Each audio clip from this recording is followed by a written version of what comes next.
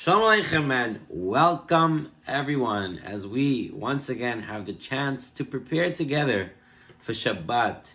This week being Shabbat Parashat Yitro, the Shabbat that we get the Aseret HaDibraot, the 10 Commandments.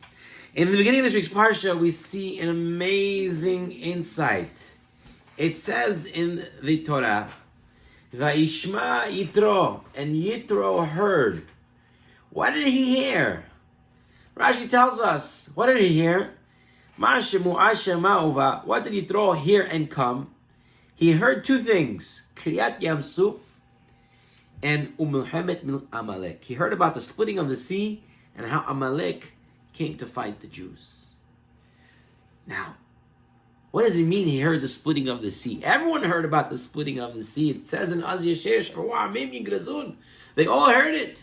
Everyone got scared. Everyone heard about Kriyat Yamsuf. The whole world knew there was a Kriyat Yamsuf. Yitro heard and he came. What is it saying? How do we understand this? Harav Shlomo Levenstein shares with us a beautiful mashal. There was a farmer.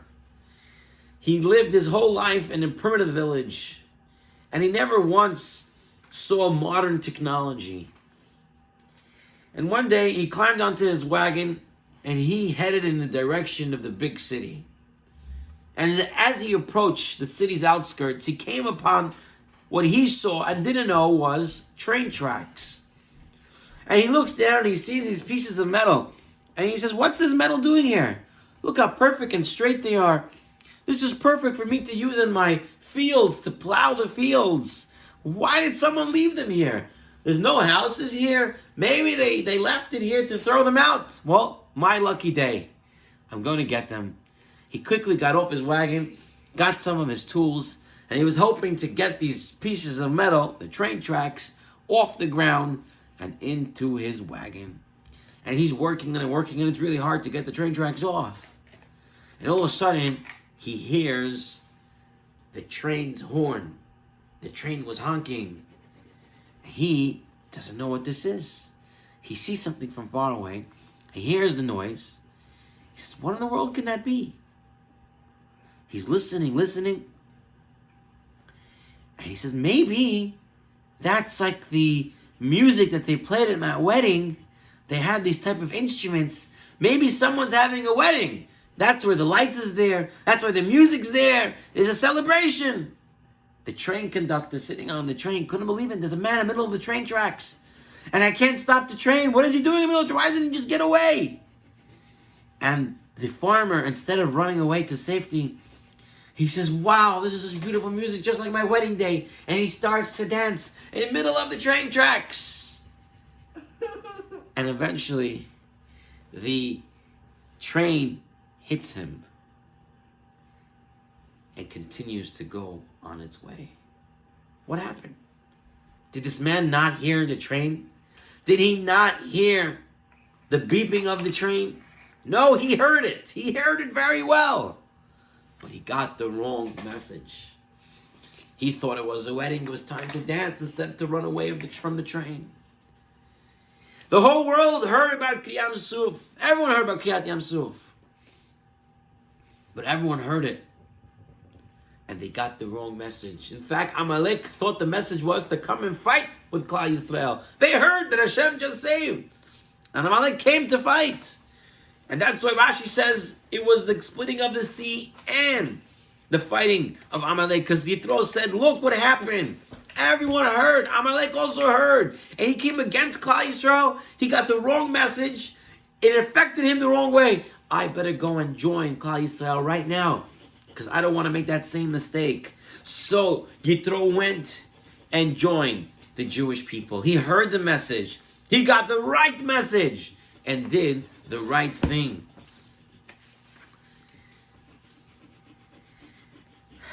Rav Shach says that there's two types of hearing. There's hearing. Someone listens. What they say goes in one ear and out the other.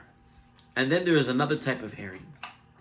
It's when you hear it and you understand that the message that Hashem wants to give you, and you do something about it.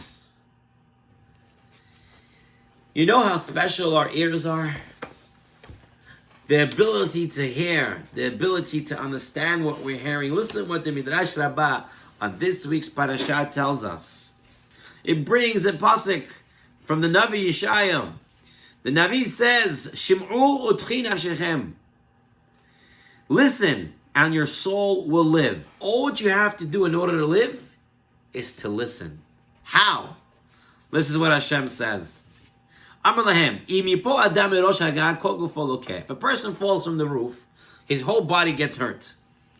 V'harofeh nichnas etzlo v'noten lo ritiya b'rosho v'chem b'yadav v'chem b'raglav v'chol everav. Nimtzo kulo ritiyot. The doctor comes to this man who fell from the roof and he gives him a bandage on the head, a bandage on the hand, a bandage on the feet, the bandage on the whole body, from head to toe. But Hashem says, Ani eni ken, I'm not this way. A man has 248 limbs, a woman 252. The whole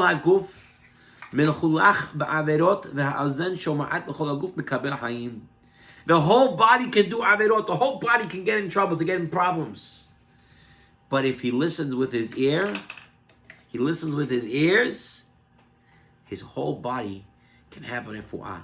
Shim'u utchi nafshechem. If you listen to Hashem and you come back and you do tshuva, you're going to be cured and purified for the whole body. And that's what you see by Yitro. Through listening and understanding and doing something about it, he was zocheh, he merited life. He joined, he heard and he became Jewish. He heard, he took action, he mitgayer, because he heard, and it changed his whole body. He did tshuva, he did and came closer to HaKadosh Baruch Hu through his actions. You see, you can hear something, it can come in and out of your ear, or you can hear something and get the total wrong message. You think it's the wedding day and you're dancing instead of running away from the train, what Amalek did. Or you can listen and take out the real message.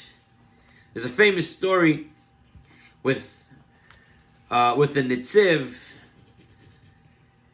The Nitziv, when he was a young boy, he was not a good student, and he made trouble. He wasn't particularly bright, and he wasn't very diligent in his studies. And one night he heard his parents talking, and they said, listen, he's not doing so good in school.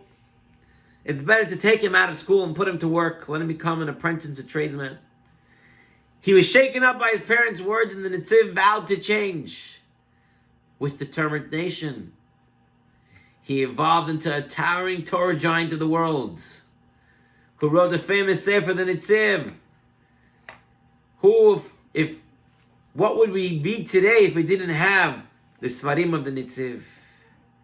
You have to take the lessons that you hear, the messages you hear, and use them correctly. I'll share with you a few more messages that people heard and use them correctly.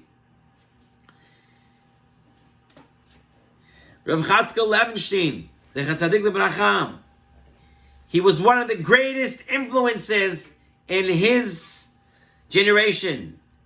When he was young, he was not very learned. He grew up without a father and mother. He grew up as an orphan, worked as a delivery boy. One Friday, after a hard week of work, he was paid money and he went to the mikvah, as every fine Jew does before Shabbat. And he goes, he hung up his jacket. He comes back, and the money was gone. Someone stole it. This was a life-altering moment for him. He said, I worked an entire week, and I have nothing to show. It's gone in a moment. I can't spend my life running after money that can be gone in a moment. And he made a decision that moment to go and learn Torah. Another story, it was Shabbat Hanukkah during World War I. In a shul in Vienna, a Rav was delivering a darashah. And the Rav said the Chashmonoim were a small group of Jews and they changed the world. We also need people now who would change the world, who would change what we're witnessing. And he said, there's a big problem. There's a lot of yeshivot for boys, but there's no yeshivot for girls. What's going on with the girls? We got to take care of them. And unbeknown to the Rav, sitting there in the Ezat Nashim in the ladies section was the famous, or later to become famous, Sarah Schneer, the mother of all the Benjakov schools. She sat there, she heard it. But she didn't just hear the message and went on her way. He's right, it's a good message, or go against the message of Shalom. But she said, I heard the message. That means I have to do something about it.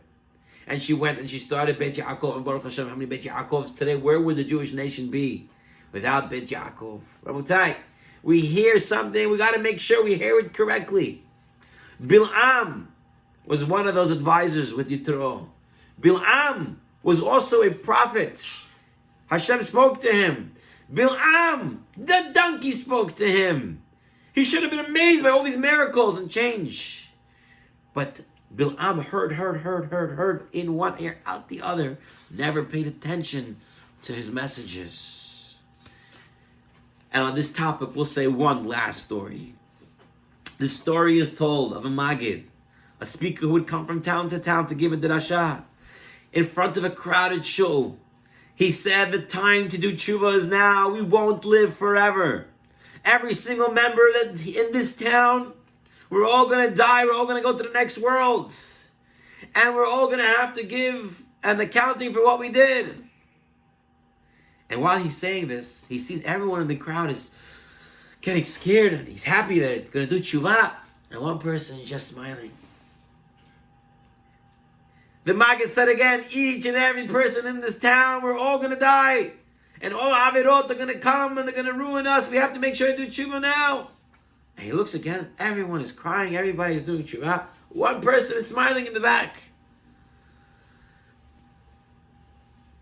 The Rav, this Maggid, looks straight at that man and cries out, is there anyone here who thinks that he won't go to the next world? Everyone in this town is going to die and everyone's going to go to the next world.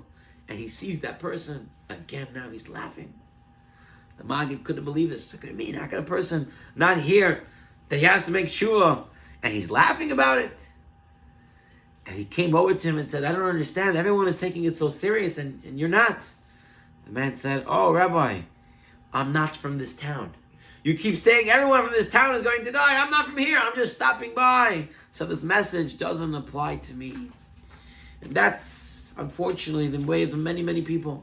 They hear the message, they hear it, but it's not for me. It's not for me. It's not this. It's not that. Rabotai, Vayishma Yitro. Yitro heard. And Yitro became part of the Torah, Parsha in the Torah. Because he heard and he did something about it. He didn't just hear it and say, okay, it's for somebody else. Or he didn't hear it and do the opposite. Or he didn't get the wrong message. He got the right message. And he did the right thing. May Hashem give us the zechut to always get the right messages. Because we're always getting messages. We're always getting messages from Hashem. May we always understand the messages. Get the messages. Understand the messages. And act upon them correctly. I'd like to move on to another lesson in this week's parasha. In this week's parasha, Yitro sees Moshe Rabbeinu judging all the cases on his own. And he tells Moshe Rabbeinu it's not a good idea.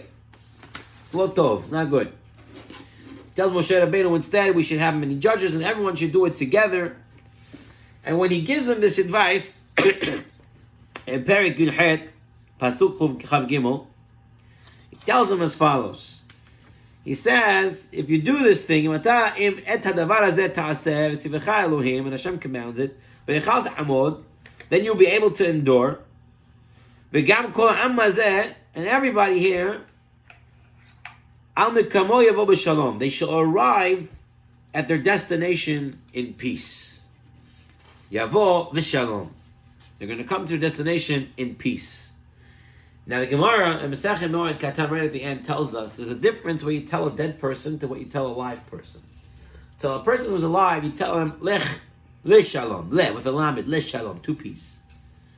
Someone who passed away, you tell him lech bishalom, you go in peace. Many different understandings.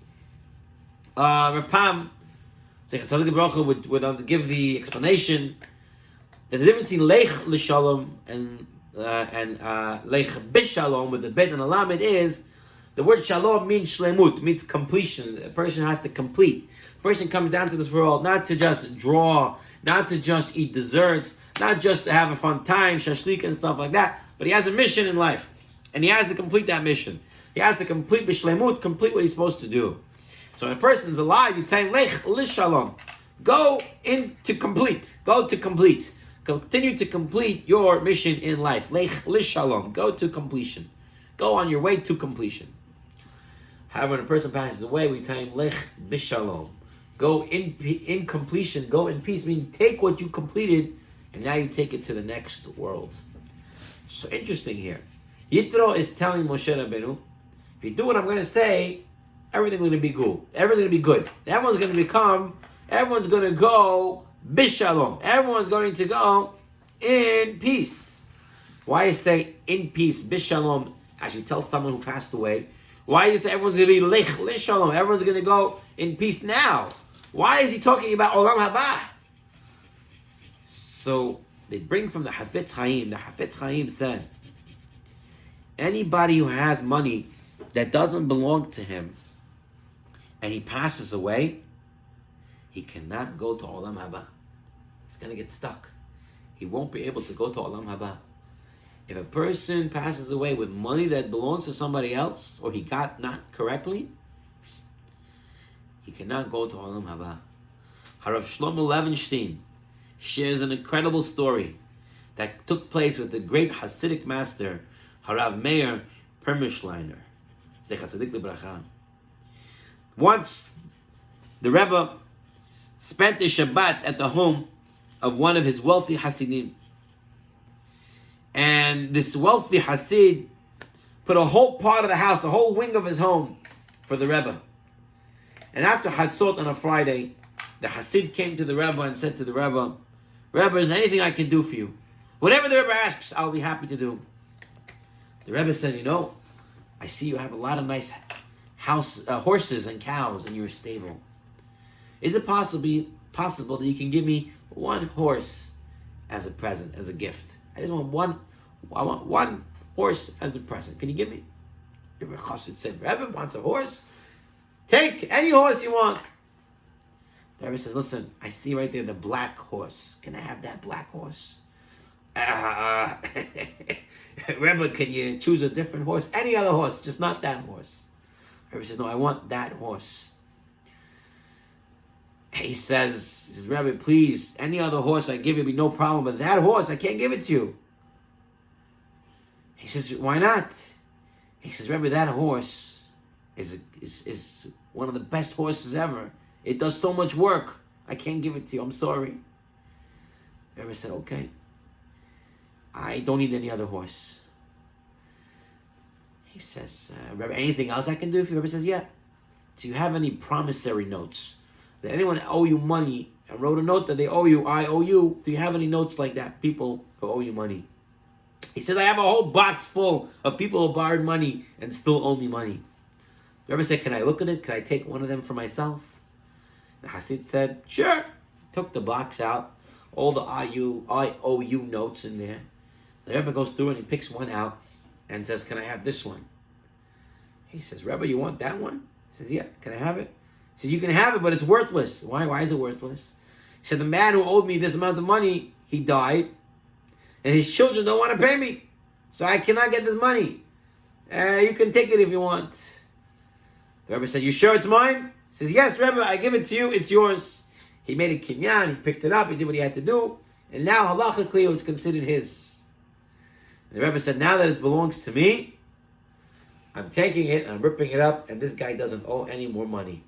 Even though he's dead, his money is no longer owed. 5 minutes went by, and the stable boy came running into the house, screaming to the owner, Master, Master, you won't believe what just happened. He says, what happened? He said the black horse just died. 1 minute it was standing there, and the next minute it just fell over and died. The Hasid right away felt that maybe because he didn't give it to the Rebbe, that's why the horse died. He says, Rebbe, I'm so sorry, I should have given it to you. The Rebbe said, no. It has nothing to do with you. The man who owed you the money on that IOU note, he was not allowed to go to Olam Haba. He owed you money. They didn't let him into the next world. He had to pay you back. And since his children wouldn't pay, he had to go back into this world, and he came back as a horse. He came back as the black horse, and he worked like 10 horses. You said he worked the best horse. Why did he work the best from all the other horses? Because he wanted to pay you back all the money he owed you so you can get to Olam Haba. He was a Gilgul. He came back. From a man, he came into a horse. And he worked so hard to pay it off. And when I came here today, I realized what he was. So I wanted you to give me the horse so I can send it to Olam Haba. But you didn't let. So I took the note that promised the money, and I took it from you, and I forgave him for the money. And now he was able to go to Olam Haba. The Chafetz Chaim tells us, at times we borrow money from people. When we borrow money from people, the first thing we have to do is think of a plan of how we're going to return that money. Has v'shalom, a person should borrow money and not have an idea of how he's going to pay it back. Oh, it's going to work out. Nothing's going to work out. You have to have an idea. How are you going to set aside money? How are you going to pay it back? Has v'shalom, you don't pay back the money, you're going to come back like a horse, has v'shalom, if it's not worse. You're not going to get to go to Olam Haba. If a person got money that doesn't belong to him, how he has to make sure to put it in the right place. And that's why Yitro said, Lech b'shalom. He said, it's yavo b'shalom. You're all going to come in peace. You're all going to come in peace in the next world. Because if you have monetary issues and you don't deal with them correctly, it's going to be a very big problem for everybody. Therefore, take care of it here with the judges. Set up a judging system. This way, everybody can get judged at the right time. And v'gam kol ha'am hazeh al mekamo yavo v'shalom. And with this, I would like to end off with one final lesson on this week's parasha. This lesson, the Torah tells us, as the Jews came to Har Sinai, that Moshe Rabbeinu was to set boundaries. He was to set boundaries of where the people can walk and where the people can't walk. That where the Torah was going to be given, not everyone can go onto the mountain. Moshe Rabbeinu, everyone had their level of where they can be. Anyone